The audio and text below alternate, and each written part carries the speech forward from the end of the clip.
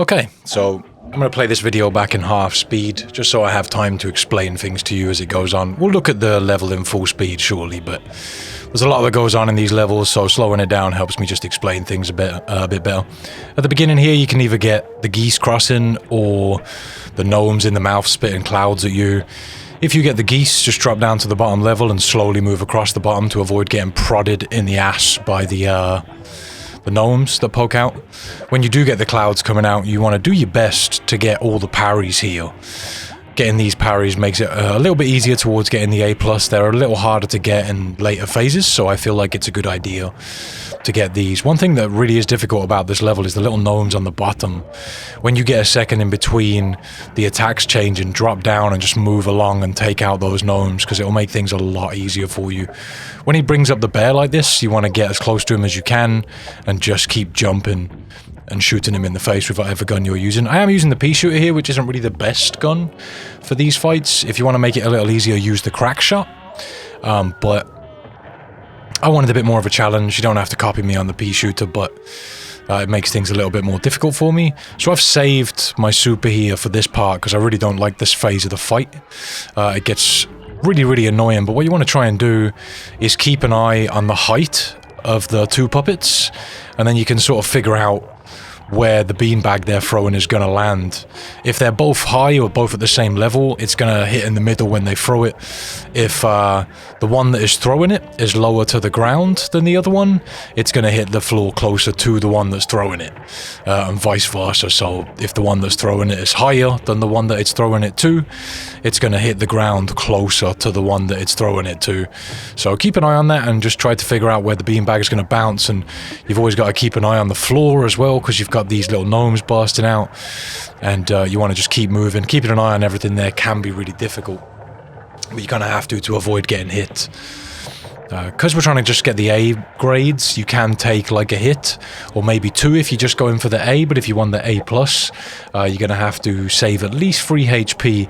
I wanted to do these no damage, but you can get away with getting one hit and still get the A+, but you're going to have to max out the rest of the stuff that counts towards your grades on the level. When you come to the bottom here, as soon as you spawn in, you can shoot up for a second or two, just hit a few easy shots.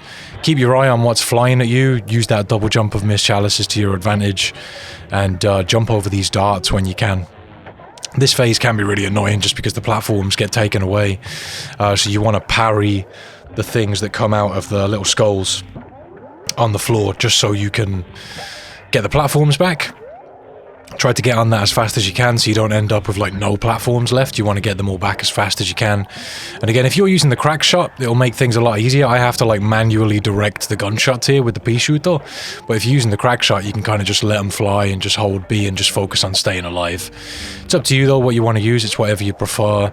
Again, this is making things much tougher. I figure if I can get the A+ or using the Peashooter, then you guys can probably use the crack shot and get things done a little bit easier.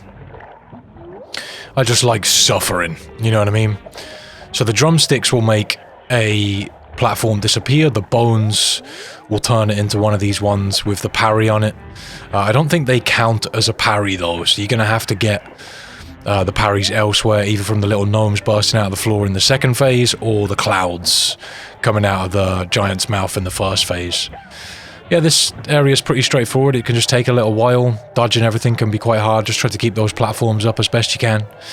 And yeah, there we go, Damage Lust. This might be the first boss that you do in the DLC. It is for a lot of people.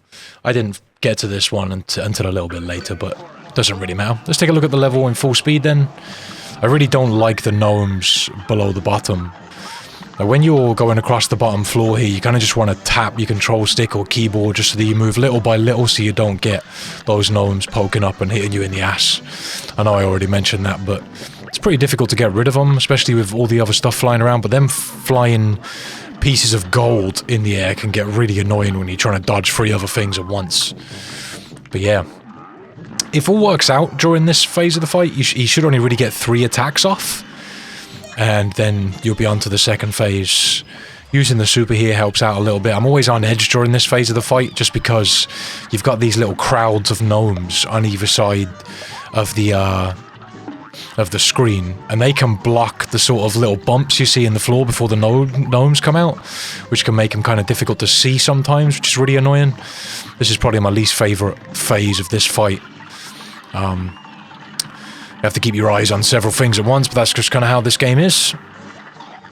We're almost there though, into this last phase. These fights seem really short when you're watching them back at full speed, but when you're doing them, they seem so much longer. Like, you can be physically sweating doing these levels, no damage, trying to get the high ranks. There is an achievement tied to getting all A grades in all of the levels.